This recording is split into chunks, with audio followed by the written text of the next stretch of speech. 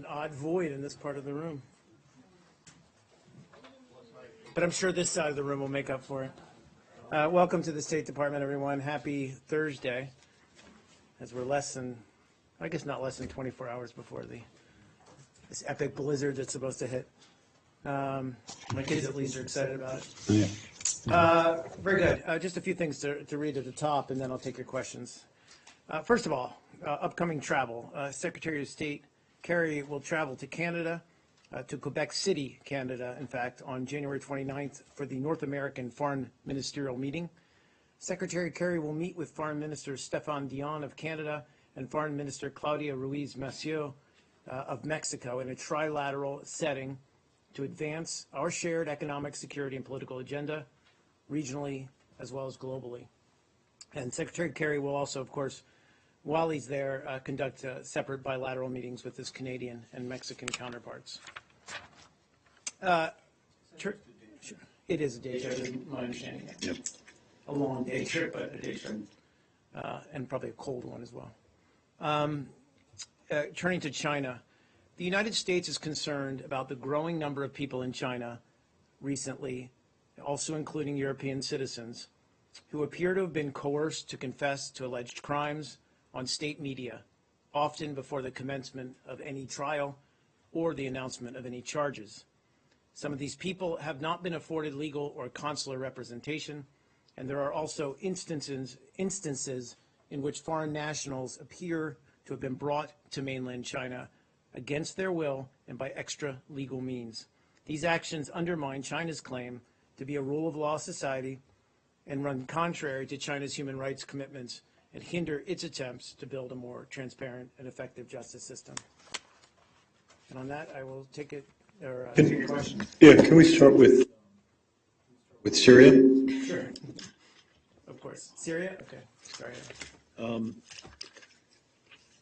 To start with, yesterday you held out the possibility that the talks might slip by a day or two. The Secretary now has also held out that possibility. When do you think these talks will actually begin? Well, I think and I at least tried to convey this yesterday. We don't think this is going to be a significant delay if there is one.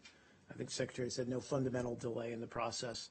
And I think that's our expectation, that if this slides a couple of days, certainly that's acceptable. But we want to see the talks continue. We have a diplomat saying that the outside deadline now for holding the talks is January the 29th. Is that correct? Friday at the end of the week? I don't know if there's a new date certain. Again, I think our expectation, and the Secretary said as much, is, a couple of days here and there doesn't matter, but we want to see, obviously, the talks continue, but I don't want to pick a new date. There was a report in a Watan newspaper suggesting that the Russians have proposed that they name half the Syrian opposition delegation. Is that an accurate representation of their position? And regardless of whether it is or not, is it remotely acceptable to the United States that Russia could pick half of the Syrian opposition delegates?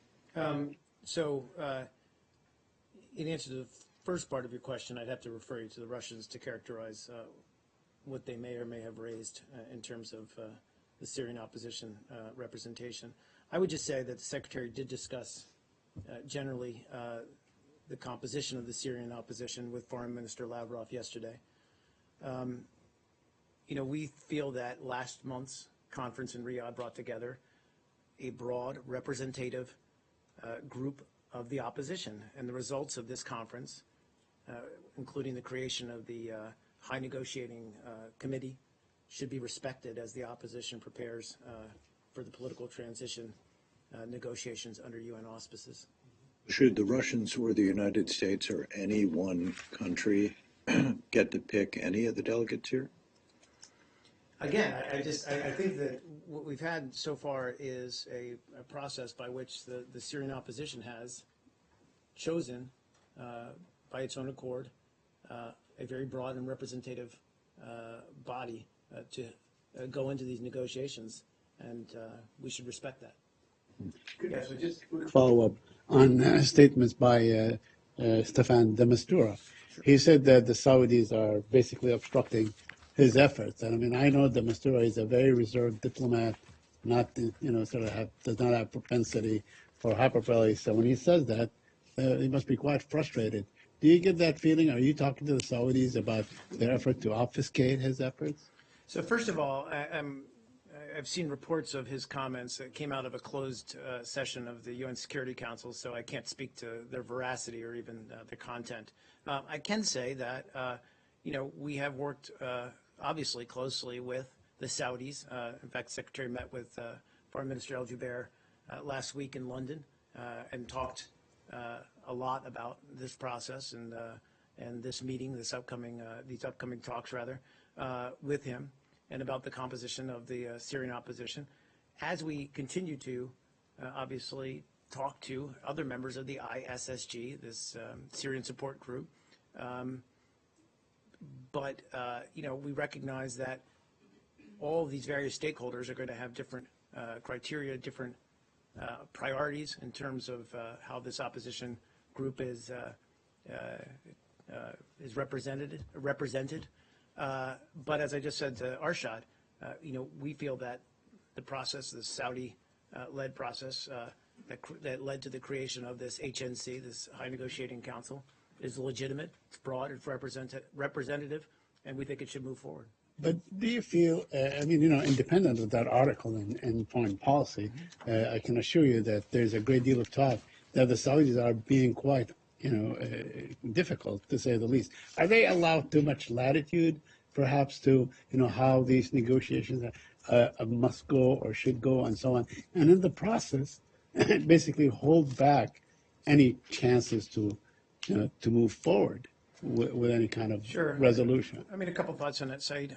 One is, again, we can shine a light on the Saudis, on the Russians, on whoever within this group of stakeholders.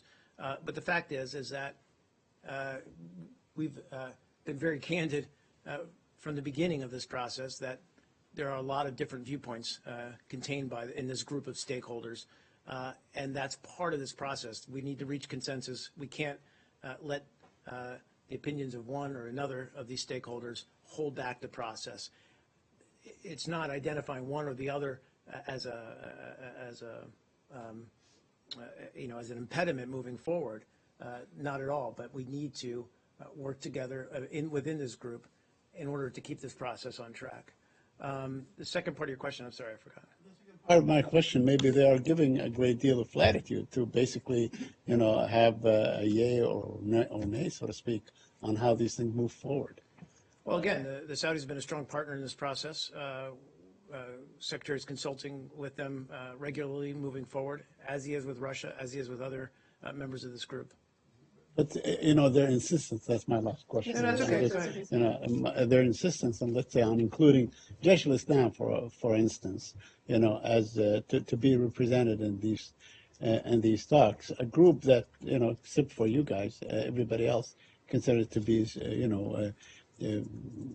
dangerous terrorist organization. Right, but again, the Syrian opposition, the High Negotiating Council, or committee rather, they've chosen the representatives for these talks. It's our belief or our conviction that these talks should move forward with that broadly representative group. Please, Barbara. If the Syrian opposition decides to boycott, as some have said they would that be, in the U.S. view, would that mean that the talks wouldn't go ahead? Because the Russians have been quoted as saying if the Syrian opposition boycotts, there's a second group that they've chosen or that they've agreed on that would come and sit there. Sure. I mean, look, there's been a lot of, as you say, a lot of conjecture in the press, some comments made about preconditions for talks. I don't want to get ahead of these talks. It's all hypothetical right now. What we really want to do is to see the Syrian opposition as well as representatives of the Syrian regime get together in Geneva so that this process can begin. We believe there's an urgency here. I know some of the comments that have been made about, delaying the talks or preconditions for the talks based on, humanitarian access or access for humanitarian assistance. all of those are clearly priorities. Secretary Kerry has made this point multiple times in his conversations with Foreign Minister Lavrov that humanitarian assistance access must be given for some of these communities within Syria that have been basically cordoned off by the regime. But that said, there is an urgency to this process going forward to put a political process in place, to put a ceasefire in place that will, frankly, give hope to the Syrian people and give momentum to what is a long-term solution to the problem there. And Mr. Kerry seems to have just mentioned that the parties wouldn't meet face-to-face. Can you give us any more details about that? He said proximity talks? Yeah, I think he said at the beginning that they might be. I frankly don't know whether he said definitively or not. That's really Staffan de Mistura's call, if you will, working because he's really leading this process, this UN-led process. But that they could be proximity talks, which is somewhat understandable given, the grievances between the two sides. Please. Shuttle between them. Can you offer I don't know the physical, how this would work or the physical process. Again, I'd refer you to de Mistura. Please. That's what I was going to ask for some clarification on proximity. Like, would there be representatives of the representatives? Traditionally, proximity talks would be, yes, when there would be a neutral third party, if you will, who went between the two groups. But again, I don't want to lay that out because I don't know, frankly. We're done? Subject? Sure. I would like to go to the very popular email subject just for a little bit here. Evergreen. Right. I was hoping that you could give us an update on the status of the interagency FOIA review. If you have a number of how many instances of classification have been flagged by the intelligence community thus far, how's that process of kind of reconciling those differences going, just kind of in general terms, and then I have some more specific questions. Sure. Well, in terms of specific numbers, I mean, I think you know the global numbers that we've talked about in terms of documents released overall. I think we've talked about a large amount of material, obviously, some 55,000 pages that have been released or will be released ultimately. And we're focused on that process. We continue to work closely with our interagency partners and on this process of clearing this massive amount of documents and through the FOIA process. And that work continues. I mean, we've made enormous strides over the past several months, but there's obviously still a good number of documents, although we're in the final tranche, I think, of them, but we're committed to meeting those commitments. These instances of, I guess, potentially classified information are found, though, and flagged and kind of gone through further review in the process. Is the State Department getting to where those have mostly been resolved, and will they be settled in time for everything to be released by the 29th? Well, I don't want to definitively say today because, as you know, given the enormous amount of work to be done in clearing these emails for release, for public release through the FOIA process, we have had to push deadlines out a little bit. So I can't say definitively today that we'll meet the next deadline for the release of the next tranche of emails. But I can assure you that the team working on this is working nonstop, full stop, 24/7, if you will, on trying to get through these documents. In terms of classified documents, I mean, we continue to work with the interagency, and I spoke a little bit about this yesterday. The intelligence community has always been a part of this review process. And in fact, last July, we directly brought a team from the IC into our review process in order to review the full collection of Secretary Clinton's emails. So this is a natural dialogue that takes place in this review process, not particular to this set of emails. Obviously, this is a high-profile FOIA case, but it's not unusual for when we're looking at processing these FOIA requests, that there's going to be disagreement or discussion, I guess, rather, between various agencies over what might or might not need to be classified. And we're working through that. We've worked through it already in a number of cases, and we're going to continue to work through that as we get through this final tranche of emails. But can you characterize those emails that have been flagged for further review? Is it a large batch? Is it, I mean, how would you characterize the numbers if you can't give a specific number? I don't want to necessarily say it's a large batch. I don't have a number certain. All I can say is that we take, obviously, this review process very seriously, rather, and as well as our obligation, our responsibility, as needed, to classify any material that is deemed eligible for classification. And we've done this already, upgraded a number of emails in that regard. But I just don't have a number or a specific number, an accurate number I can give you today on what might still be out there. You can't come to terms with the intelligence community or with any particular agencies on a specific email. What happens to that email? Is it just not released? Is it redacted in full? What happens if those are irresolvable? It's a good question and a fair one. I think, our expectation is that we'll resolve all these discussions. And again, I don't want to necessarily couch this in terms that there's some kind of conflict. We're just working with our colleagues in the intelligence community to address their concerns, as we do with other members of the interagency. As we review these emails, there's also other emails that touch on other equities within the interagency. That's just part of the review process. We've gotten through this before with this particular FOIA process and with other FOIA processes, and we'll get through it this time. Aside from this particular case, is it common for agencies to disagree so fundamentally on whether something is or isn't classified? I think so. We've talked a little bit about this throughout this particular process, that classification is not an exact science. It's not a black and white kind of thing. There are differing viewpoints over what should be classified, and how the same information can be obtained in different ways and through different modes. And that's always, again, a discussion we welcome. We want to have that because, as I said before, ultimately our responsibility here is not to put out anything that should be upgraded or should be deemed classified. And we take that responsibility very seriously at the same time as we comply with the FOIA request to make these documents public. Yesterday you were asked, if it was still the State Department's assertion that none of the documents that have been released contained information that was classified at the time it was sent or received. You said of the documents that have been released, yes, that's the case.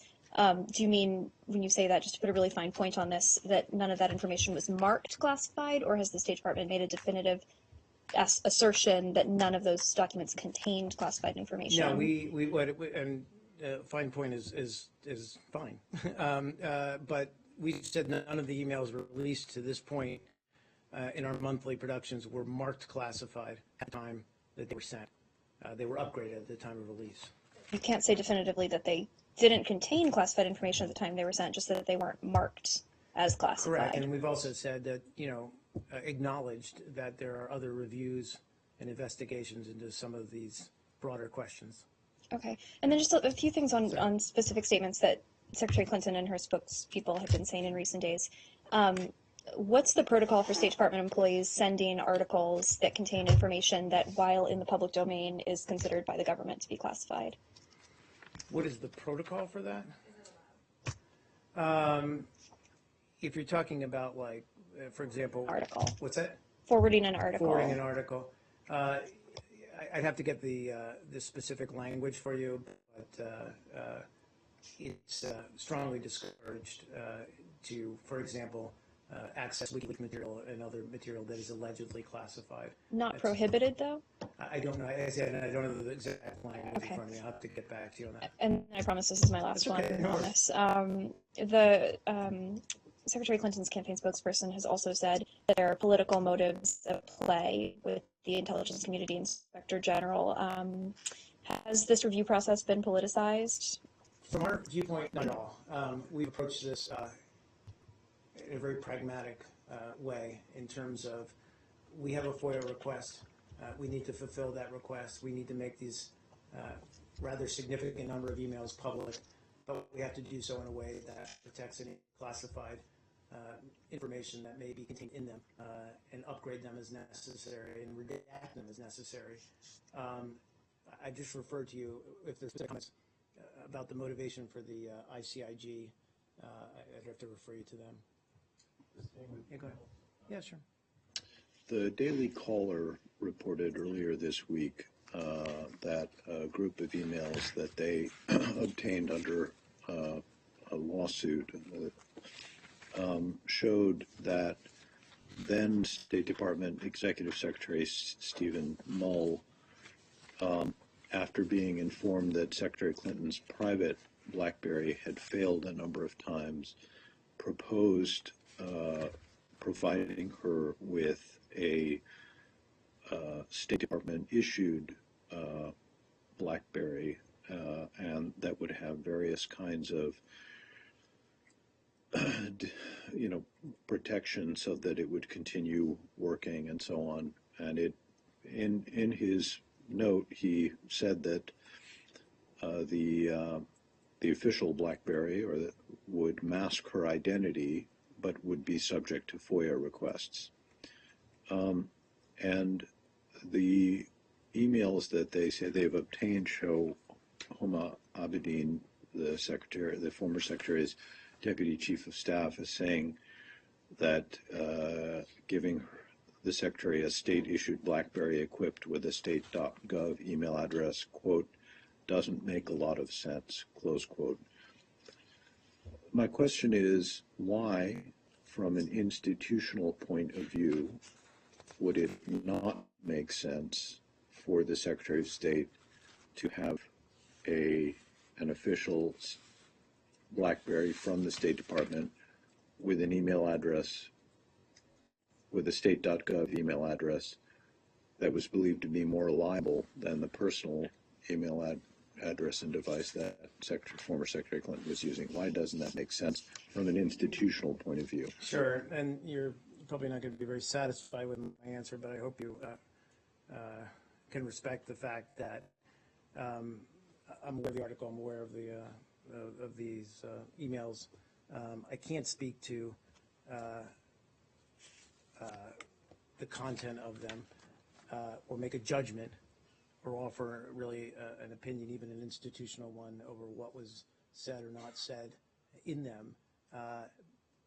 Given that, as I said, there's other investigations, reviews, looking at some of these questions.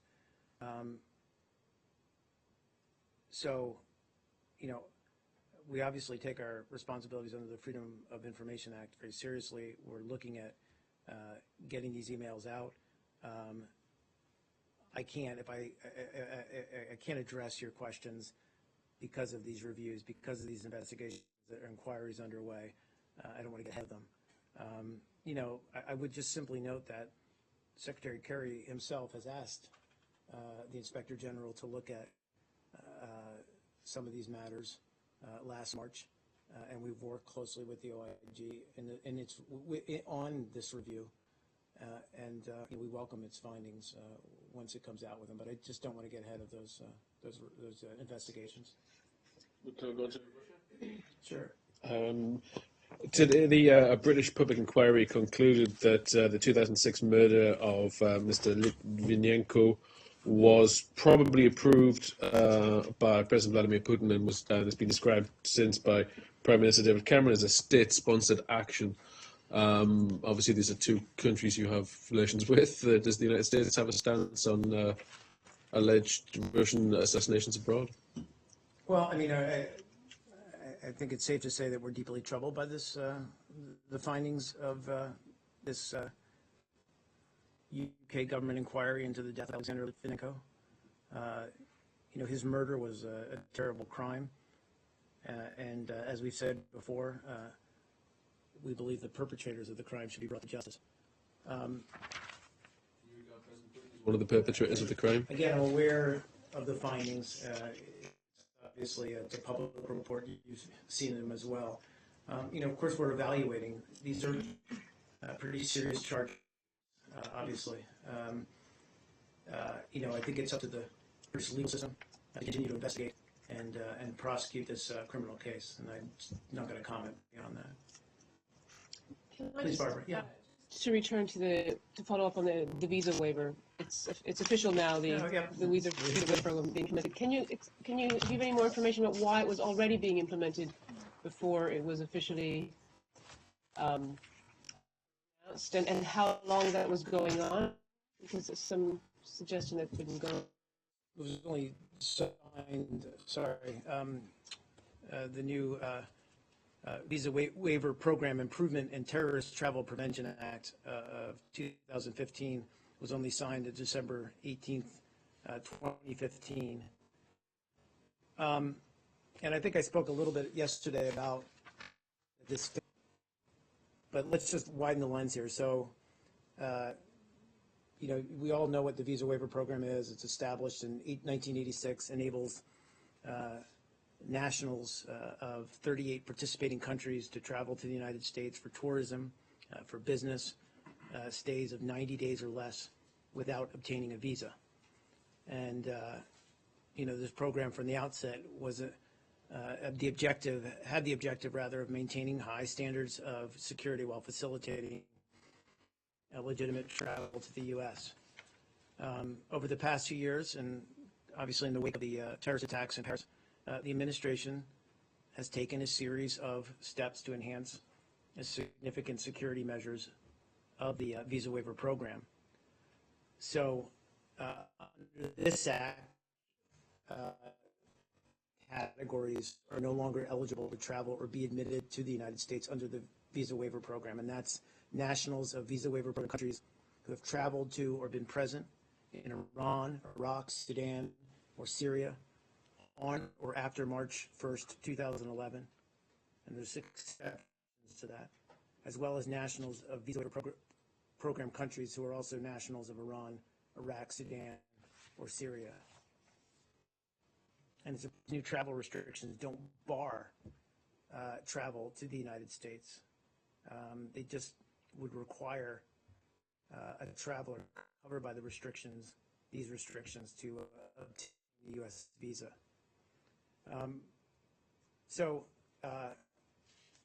Beginning on January 21st, obviously today, travelers who currently had valid ESTAs,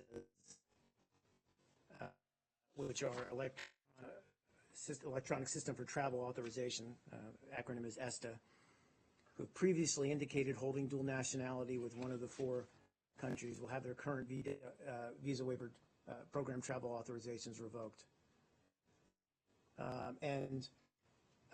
That process, like I said, is going on now.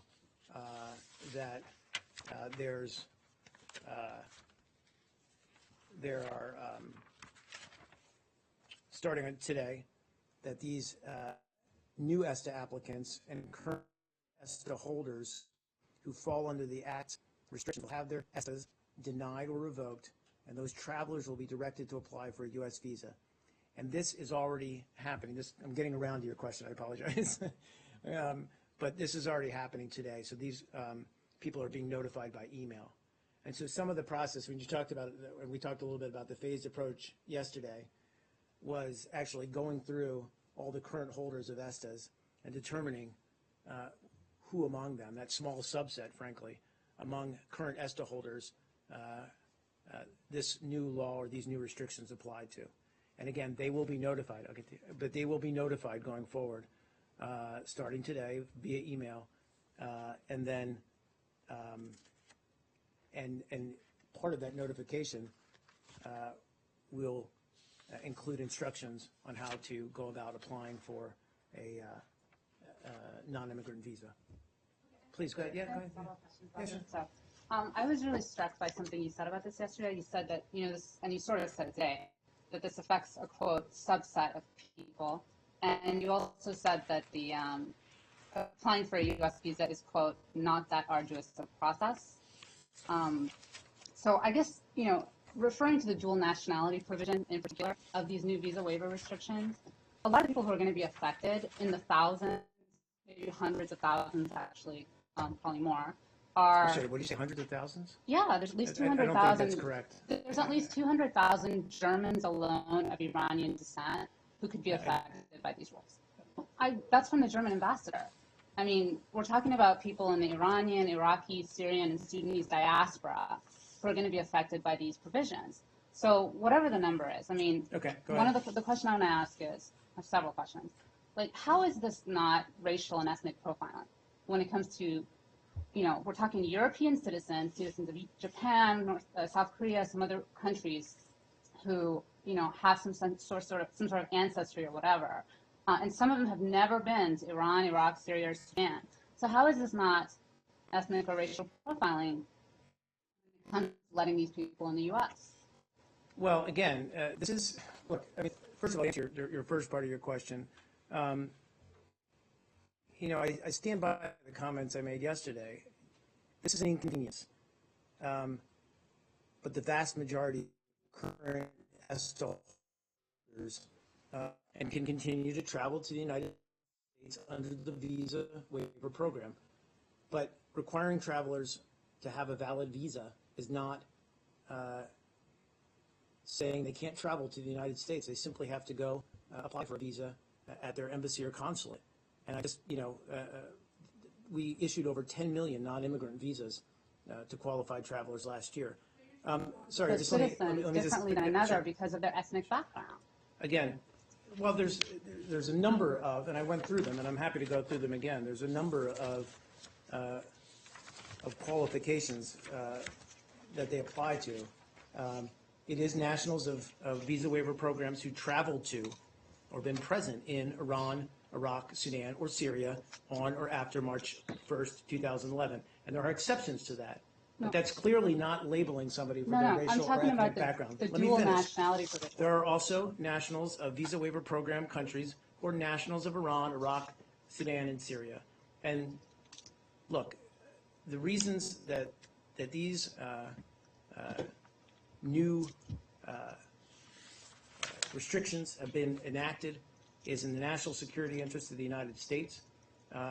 We're all aware, given recent attacks in Europe, terrorist attacks in Europe, that there is a concern about foreign fighters coming back from Syria, European citizens returning from Syria or Iraq or elsewhere, and then trying to apply for visa or come to the United States via visa-free travel or visa waiver program travel.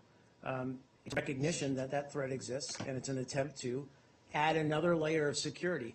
Nobody's talking about denying anyone entry for legitimate travel to the United States. Well, let's talk about that. Okay, like say somebody in this group that's now been, branded with potential T for terrorists or whatever is going to get extra scrutiny. And we could be talking about like a German kid who grew up in Germany, has an Iranian father, but who himself has never been to Iran. Okay, or the non-Iranian wife of an Iranian man who Iran considers as an Iranian national because Iran's definition of citizenship and nationality is so broad. So let's say this person is going to be given additional scrutiny for getting a visa from the U.S. Will they be given a reason if they are rejected? And what that reason is? Like, will they be told, we think you're a terrorist or whatever? I mean, they will be given a reason why, and I talked about that. They're going to be sent, all of the people who are affected by the change will be notified. In the future, if somebody applies, Well, because they have to apply for a visa. No, absolutely. Well, look, what we're... I mean, will they be told we think you are, we're rejecting you because we No, think you're a but terrorist? listen, let me answer. So for those travelers who are affected by this provision, who don't have imminent travel to the United States, they don't need to rush to the embassy. They don't need to do anything other than if they plan to travel to the United States in the near future or even in the long-term future, they need to do what any prudent traveler does, which is go to the embassy. We recommend 3 months before and apply for a non-immigrant travel visa. That's done around the world for many, many, many millions of people every year. As I said, the big picture here is that there's no prohibition on travel to the United States on any of these individuals. It's another layer of security. Okay, but what you said is not an arduous process actually can be a very arduous process. I mean, getting a visa to the United States is not a simple process. It can be expensive. It can take time. If you're a businessman, who happens to have Syrian roots and needs to get to the U.S. very quickly to get business done, suddenly, I mean, did you say 3 months in advance or whatever? I mean, there's a lot of, but my question again is, Well, if they apply for a visa because they're told they have to, okay, and then they're rejected, will they be told exactly and on what grounds they are rejected? And will they be given a chance to appeal that rejection? Yes. So quickly. So first of all, in your first question about visas being arduous, et cetera. Look, visas have some advantages over ESTA travel authorization. They're valid for up to 10 years. That's not true with ESTAs, or visa-free travel, visa waiver program travel, which is a general 2 years, I think, under ESTA. And also the option to stay in the United States for up to 6 months at a time, as opposed to, I think there's a 90-day window under the visa waiver program. So, I mean, there are advantages if you're that businessman to have a 10-year visa to travel back and forth to the United States. As to whether they'll be notified as to why they were disqualified, again, they will be notified because they fit into one of those categories that I already, and I don't know why you're looking at me like Because I'm I'm not. asking if your They're visa going gets to be rejected. notified But that if they you- don't qualify for visa-free travel. But if you don't But, qualify let me for visa finish. travel Let me and then you finish. apply for a visa Let and me you get finish, rejected. but they can, there are, and we've talked about this, and this has been out there, there are waivers that apply and exemptions, and they can put in, and these will be decided on a case-by-case basis. Okay, but if you're told, look, you have to apply for a visa, and then you go on and you apply for a visa, and you get rejected, are you going to be told why you're rejected? That's the question. You're always told when you're exactly rejected why from- you're rejected. I mean, I don't remember the exact legal framework or how the language looks, but yeah. And then can you appeal that? I have a few more. Yes, of course. Okay, so you can appeal that, and you could. Yeah, I'm not possibly sure what the recover. window is. Again, you're talking about a regular B1, B2 visa application. Yes, I mean, there's gradations of this, but you can be either told you have to come back with more information, or you can simply be refused. And I think there's a time window before you can reapply. Why is this rule not being applied to people who are also of Saudi Arabian dual nationality or have visited Saudi Arabia or Pakistani or other countries who have frankly produced Well, a lot more terrorists than like Sure, Sudan? specifically relates to concerns about ISIL and foreign fighters returning from those battlefields, and also state sponsors of terror. But there are which lots of Sudan- Saudis which In who Somalia, Iran not ACAP applied to. in Yemen. Again, I'm And just there's saying ISIS that was in Libya now. I mean, Just seems an arbitrary I'm list. just laying out the. And what is the U.S. parameters that government was going to put do? forward in this legislation that Congress enacted? And what is the U.S. government going to do if and when Europe, makes this reciprocal and like Iranian Americans, Syrian Americans, Iraqi Americans, Sudanese Americans, people who are American citizens, will now have to face visa restrictions whenever they want to go anywhere in Europe? What is the U.S. government going to do? Are you going to stand up for people, American citizens who are facing these restrictions, or not? Look, I'm not going to speak to what Europe writ large may or may not do, or They said individual they're gonna do governments this. may I or mean- may not do. All I am saying is this law was passed December 15th with the intention of increasing the level of security for people coming on visa-free travel to the United States. And we are in conjunction with, and frankly, Department of Homeland Security has the lead on this, enacting that law. The form asks you to declare whether you're a dual national, and if you just write British, even though you've got an Iranian parent, are you then So that's a fair illegal? question, and I don't have a complete answer for you. They're actually modifying the form now, and somewhere I have a date certain on when that new form will be rolled out. But my understanding is that, yes, it will obviously include questions that identify. And it would be or seek to- illegal for you to fill out the form dishonestly and just say Well, I I'm mean, just yeah, it's German. always illegal. Right, but they don't. The people who control Iranian nationality, whether you have Iranian nationality or not, are the Iranian government. So you've effectively subcontracted part of your visa process to Tehran. Sorry, you had a question? Or I'm not sure, was that a question? Sorry. Have you outsourced part of your visa process to Tehran? No, we don't think so. Can I follow up on that though? Actually, I mean, just because the Iranians regard someone, an American citizen of Iranian descent, as an Iranian citizen, does that automatically mean that the U.S. government regards such a person as a dual national? Because Iran claims them as a citizen? Yeah, or let's take a simpler Yeah, sure. example. Let's take a British citizen or subject of Iranian descent. Does the U.S. who is regarded by the government of Iran as an Iranian citizen, okay, or as having Iranian nationality? Let's suppose this British citizen of Iranian descent has never sought Iranian nationality, has never traveled as an Iranian, has never made any claims to be an Iranian national. They regard themselves as a British citizen. Does the U.S. government regard that person as a dual national? So, and I guess it gets back to your This, question. for the purposes of this My law. question is that, yes, Yeah, basically, and yes. you know, I'm not aware that we are relying on Iran to identify its citizens that it believes are dual nationals. I can get more clarity on this, Yeah. whether Well, how we're President actually Putin determining is that. Iranian. Yeah, I just don't Is have that that on in him? front of me here, but it's a fair question. Can you but take that one? Yeah. we Okay, can. and then second related question, which is kind of more of a political question, but members of Congress who were involved in drafting at least the House version of this law are accusing the administration of abusing its waiver authority. The waiver authority that is granted to the Secretary of Homeland Security, I think, gives you a national security waiver. There's another term that I'm blanking on right now.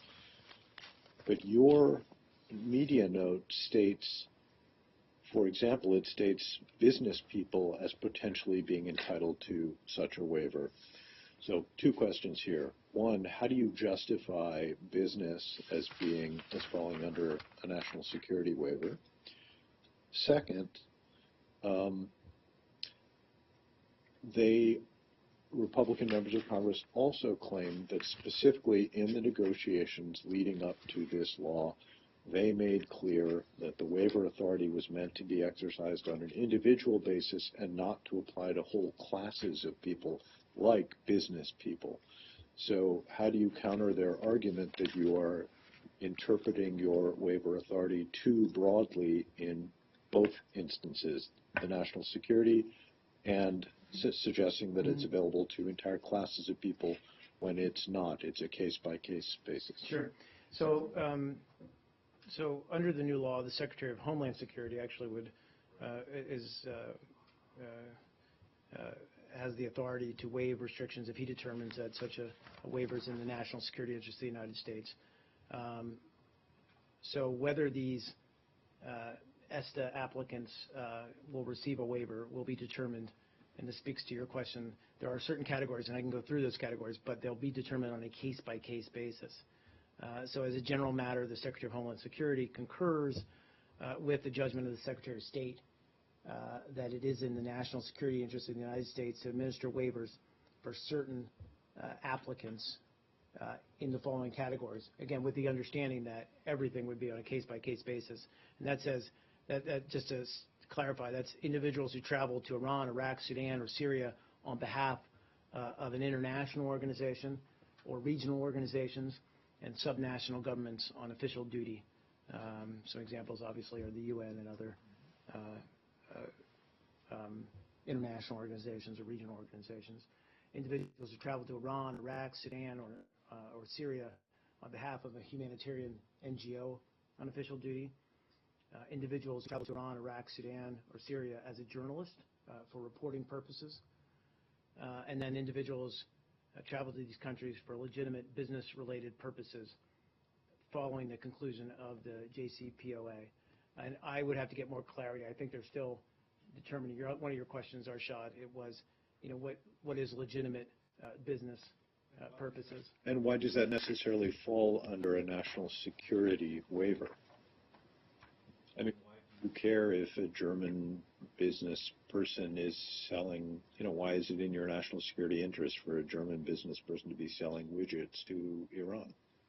Well, it's not, but we also don't want to impede that same businessman from doing business in the United States.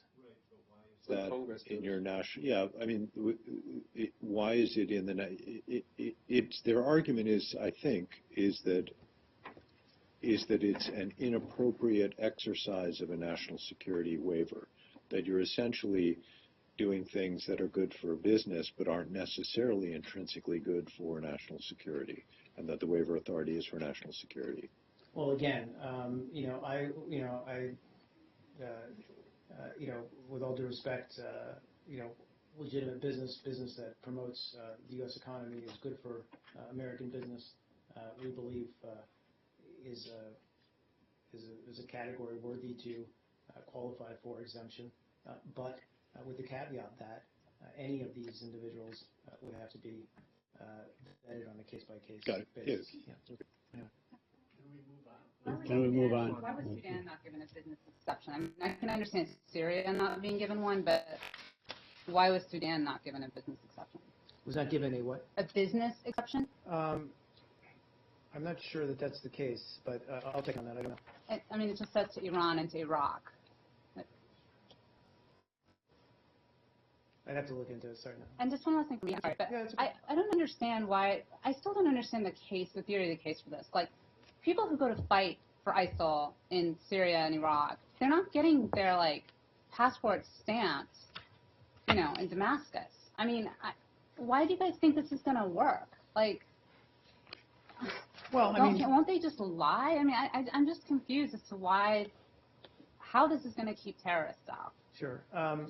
Again, I would defer to others who are much more expert in the flow of foreign fighters than I am. But I think it's a recognition that this is a possible conduit or way for these foreign fighters to come back from, Syria, Iraq, other places, land in Europe, and then move to the United States, where they can carry out terrorist acts. It's not denying anyone the right to travel to the United States. It's simply putting in more precautions or more of a security procedures in place that we can hopefully filter out these few bad eggs. And we recognize that this, as I said as much, it's going to be an inconvenience. We're ramping up our support through our consulates and embassies all throughout Europe so that we can meet legitimate travelers' needs for visa. If somebody gets rejected for a U.S. visa, let's say they're completely innocent, it's a mistake, okay, and they get rejected for a U.S. visa, that screws up their travel for the rest of their life. Because everywhere they want to go asks you if you've ever been rejected for a travel visa. And then if you say that the U.S. has rejected me, that just, you're messed up. You can't go anywhere. I mean, all I'm saying is, I'm pointing out that you guys have this huge responsibility. People who often, these consular officials are often young State Department employees with not a lot of experience, with tremendous power, who are issuing these visas. And, now this whole group that's been kind of branded as potential terrorists, if you just decide one day, well, we don't know, but we're not sure, so we're going to reject this person's visa. European citizens in the past have come here without a visa, and now their ethnic and ancestry is being held against them. So I just want to get again, how do they know they're going to be treated fairly? And I really am going to stop asking questions. No, it's okay. Thank you. It's okay. I take exception to your saying that judged by inexperienced or young officers overseas.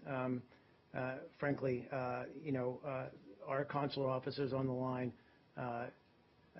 do an exceptional job at adjudicating visas, and aware that in some of these posts they face an enormous workload, but they receive extensive training in how to adjudicate visas.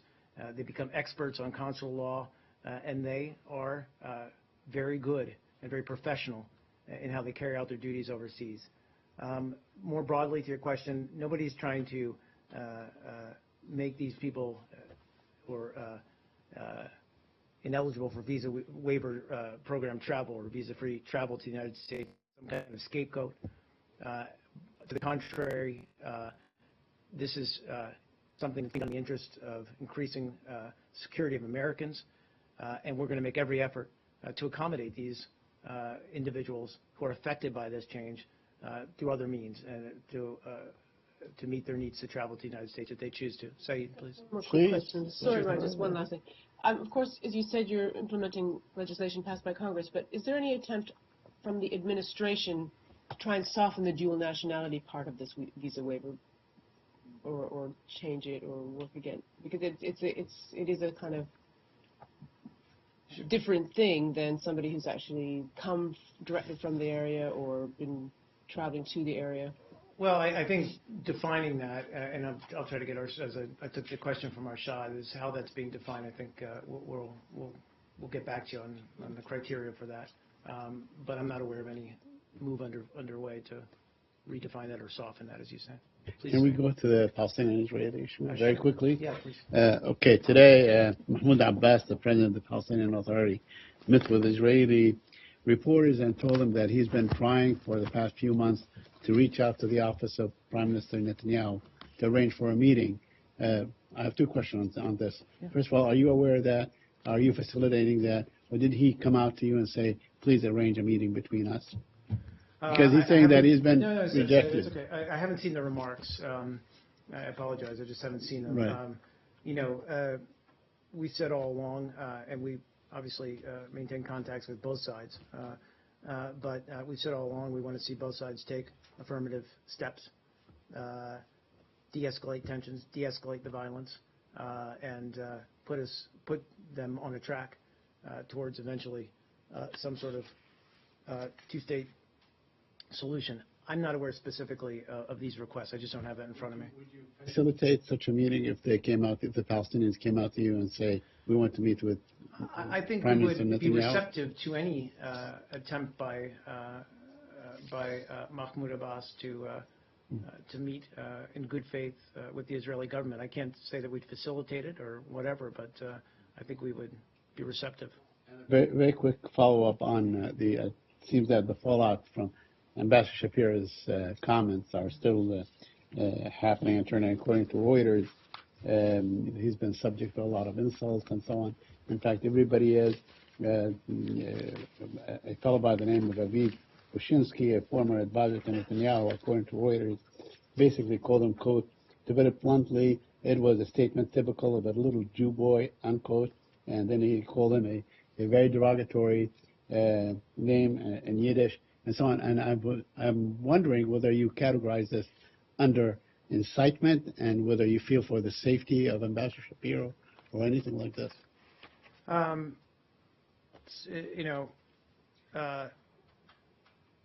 Ambassador Shapiro's remarks stand. We talked about this yesterday. I think John Kirby spoke about it the day before yesterday. The issue he spoke to is not new. We have consistently made clear, as I did yesterday, about our concerns about violence on both sides.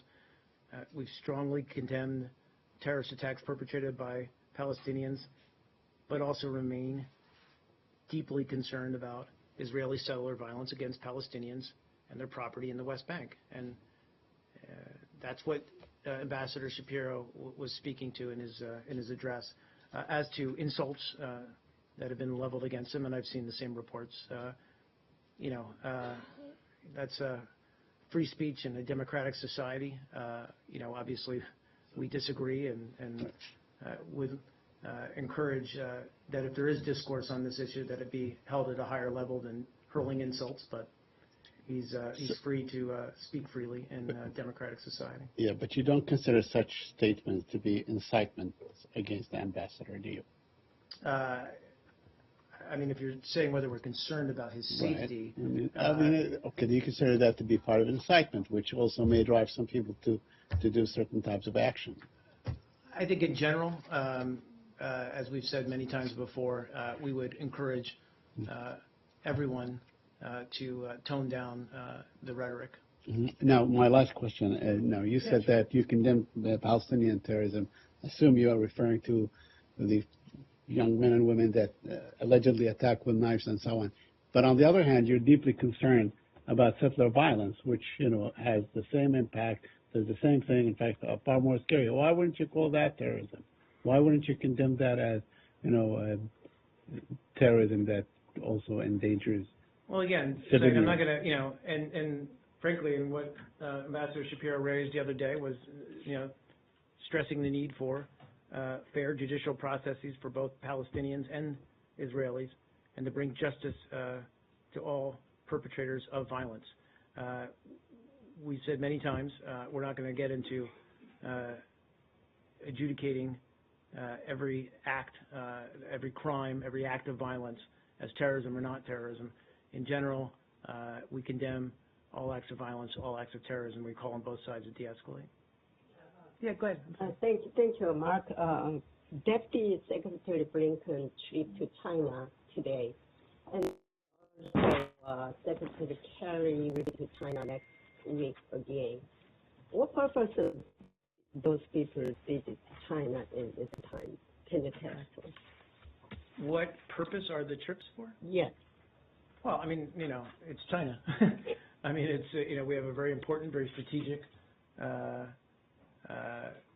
relationship with China that, as you know better than most, that spans every global issue, from Iran to frankly, to Syria, to other issues around the world. A strong economic interest in the region with China, and obviously that relationship spans to other concerns. As you heard me at the top of the briefing talk about human rights. So, our relationship with China is something that we need to build on and work at constantly, and it's a very high-level relationship. So, the Deputy Secretary and the Secretary both going there is emblematic of that. Regarding sanctions against North Korea, where Secretary Kerry went visit to China, so he will pressure the Chinese government for cooperate with UN HCRs and North Korea sanctions. I don't know, pressure. I mean, look, both the United States and China agree on the importance of denuclearized North Korea. And we've been very clear in saying that we encourage China to urge North Korea to refrain from provocations like we saw last month and abide by its international obligations and commitments, particularly given China's unique relationship with North Korea. So, this is a conversation, a dialogue we're going to continue to have with China. We look forward to working with them, as well as other international partners, to respond appropriately to the latest provocations from North Korea. Mark. Yeah, sure. Yeah, let's finish. Sorry, on North Korea. Yesterday, that the People's Liberation Army carried out a live fire drill off the southeastern coast recently. Can you confirm this drill has taken place? I don't have any confirmation of that. I don't have any information of that. I just don't. You said where in the? In China, off this southeastern coast. No, I don't have any. I'm sorry, I just don't have any information about it. I can take the question, but. And a follow-up about China. Former Deputy Secretary of State William Burns met with Taiwanese President-elect Ms. Tsai Ing-wen this week. Do you have any information to share about the message he's conveyed? I don't. I mean, obviously, he's a former Deputy Secretary, so he's a private citizen. So I'd refer you to him to comment on his trip there. Please. A follow-up on the China-North Korea issue. Sure. Do you have any more details specifically about Deputy Secretary Blinken's discussions with China on the North Korea issue? I mean, I've seen the readout. I don't have a full readout.